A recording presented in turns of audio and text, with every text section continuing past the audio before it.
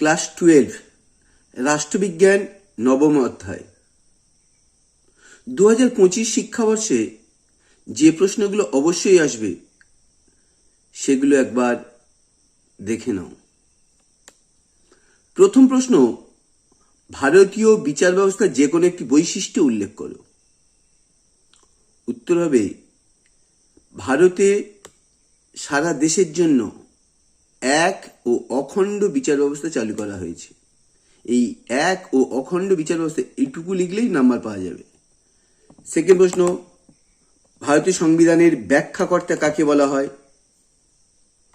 অথবা ভারতের অখণ্ড বিচার ব্যবস্থার শীর্ষে রয়েছে কোন কোর্ট? অথবা ভারতীয় যুক্তরাষ্ট্রীয় আদালত কোনটি? এই তিনটে প্রশ্নের উত্তর হবে সুপ্রিম কোর্ট। 3 নম্বর প্রশ্ন, সংবিধানের কত নম্বর ধারায় সুপ্রিম কোর্ট গঠন করার কথা বলা হয়েছে? 124 নম্বর ধারায়। 4 নম্বর প্রশ্ন, সুপ্রিম কোর্টের বিচারপতিদের নিয়োগ বা পদচ্যুত করেন কে? উত্তর, রাষ্ট্রপতি। সুপ্রিম কোর্টের কোন কোন এলাকা থাকে? খুব গুরুত্বপূর্ণ। মূল এলাকা, আপিল এলাকা, পরামর্শদান এলাকা। সুপ্রিম কোর্টের আপিল এলাকায় কটি ও কি কি? সুপ্রিম কোর্টের আপিল এলাকা 4টি। একটা সংবিধানের ব্যাখ্যা সংক্রান্ত আপিল, একটা ফৌজদারি আপিল, একটা দেয়ানি আপিল, একটা বিশেষ অনুমতির মাধ্যমে আপিল।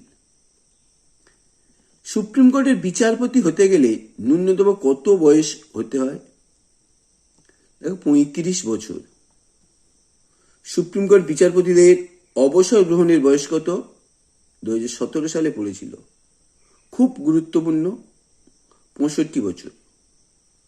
সুপ্রিম কোর্টের বিচারপতির পদপ্রার্থীর যোগ্যতা নির্দেশ করো।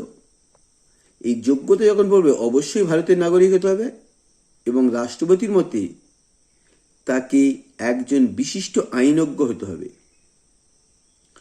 কোন পদ্ধতিতে সুপ্রিম কোর্টের বিচারপতিদের অবসর করা যায়? 10 প্রশ্ন। উত্তর হবে, ইমপিচমেন্ট পদ্ধতিতে সুপ্রিম কোর্টের বিচারপতিদের অপসারিত করা যায়। ভারতের সুপ্রিম কোর্ট পৃথিবীর যে কোনো সুপ্রিম কোর্ট অপেক্ষা শক্তিশালী। কে বলেছেন? A.K. আয়ার। A.K. আয়ার। 12 প্রশ্ন, বিচার বিভাগীয় পর্যালোচনার অধিকার আছে কোন কোর্টের? 2022 সালে পড়েছে সুপ্রিম কোর্টের। বর্তমানে সর্বমোট কতজন বিচারপতি নিয়ে সুপ্রিম কোর্ট গঠিত হয়? উত্তর হবে 34 জন। স্বাধীন ভারতের সুপ্রিম কোর্টের প্রধান বিচারপতির নাম লেখো। হরিলাল জে কানিয়া। এটা সবসময় পরিবর্তন হবে, যখন যেটা হবে সেটা লিখতে হবে। 13 প্রশ্ন, মৌলিক অধিকার জারি করার ক্ষেত্রে সুপ্রিম কোর্ট কতগুলি লেখ জারি করে? অথবা ভারতে মৌলিক অধিকার বলবৎ করার জন্য যে কোনো দুটি লেখর নাম লেখো। মোট 5টা লেখ আছে। একটা বন্দি প্রত্যক্ষীকরণ, একটা পরমাদেশ, একটা অধিকার পৃচ্ছা, একটা প্রতিষেধ আর একটা উৎপ্রেষণ। এই 5টার মধ্যে যে কোনো দুটো লিখলেই হবে। 16 প্রশ্ন, বন্দি প্রত্যক্ষীকরণের অর্থ কি?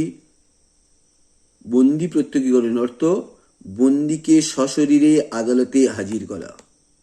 পরমাদেশ কথার অর্থ কি? না, আমরা আদেশ দিচ্ছি, এটাই হচ্ছে পরমাদেশ। আমরা আদেশ দিচ্ছি, এটাই হচ্ছে পরমাদেশ। প্রতিষেধ কি? সুপ্রিম কোর্ট ও হাইকোর্ট নিজেদের এখতিয়ারের মধ্যে কাজ করার জন্য নিম্ন বা অধস্তন আদালতগুলিকে কিছু আদেশ দিতে পারে, সেটাই হচ্ছে প্রতিষেধ। সুপ্রিম কোর্টকে গণতন্ত্রের রক্ষাকর্তা বলা হয় কেন? না, ভারতের সুপ্রিম কোর্ট দেশের সর্বোচ্চ আপিল আদালত হিসেবে নির্বাচন সংক্রান্ত নিয়োগের মীমাংসার দায়িত্ব পালন করে, তাই সুপ্রিম কোর্টকে গণতন্ত্রের রক্ষাকর্তা বলা হয়। পরের প্রশ্ন, কেন্দ্র রাজ্য দ্বন্দ্ব বা রাজ্য বনাম রাজ্যের বিরোধ সুপ্রিম কোর্টের কোন এলাকার মধ্যে পড়ে? এটা সুপ্রিম কোর্টের মূল এলাকার মধ্যে পড়ে।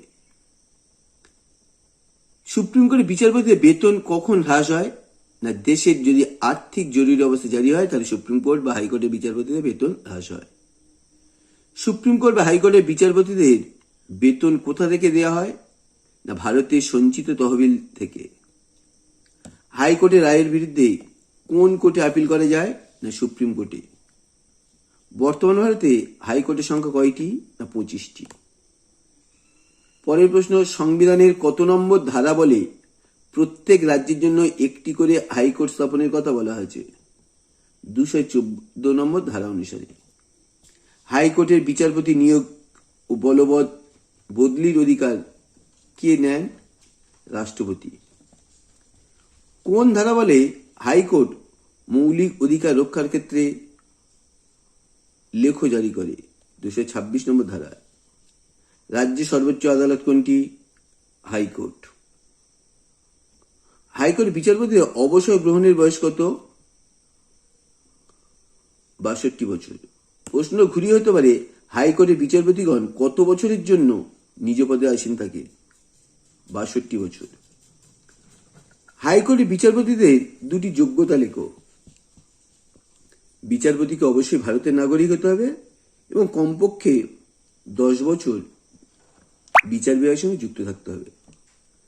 কলকাতা হাইকোর্টের পশ্চিমবঙ্গ ছাড়া আর কোন অঞ্চলে মামলার বিচার করে?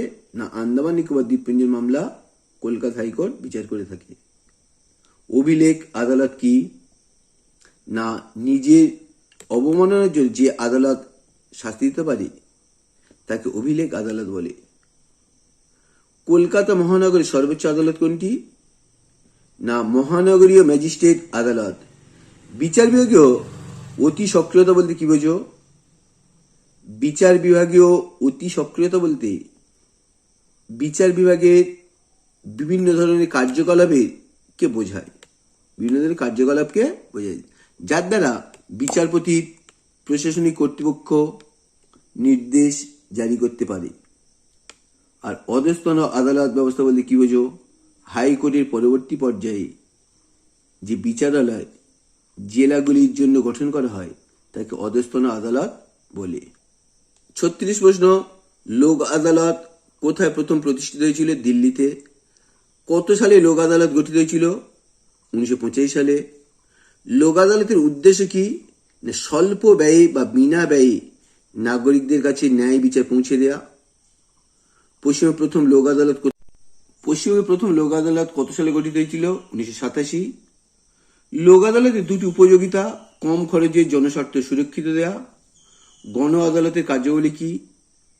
গণ আদালতের কার্যাবলী দেয়ানি সংক্রান্ত মামলার মধ্যে সীমাবদ্ধ থেকে জনগণকে সুরক্ষিত করা। 42 প্রশ্ন, কত সালে ক্রেতা সুরক্ষা আদালত তৈরি হয়? এটা 3 বার পড়েছে। 1986। ক্রেতা সুরক্ষা আইন কত সালে সংশোধিত হয়? 2002। ক্রেতা আদালতের উদ্দেশ্য কি? ক্রেতাদের সুরক্ষা দেয়া। জেলা জজ কে নিয়োগ করে? রাজ্যপাল। PIL মানে পাবলিক ইন্টারেস্ট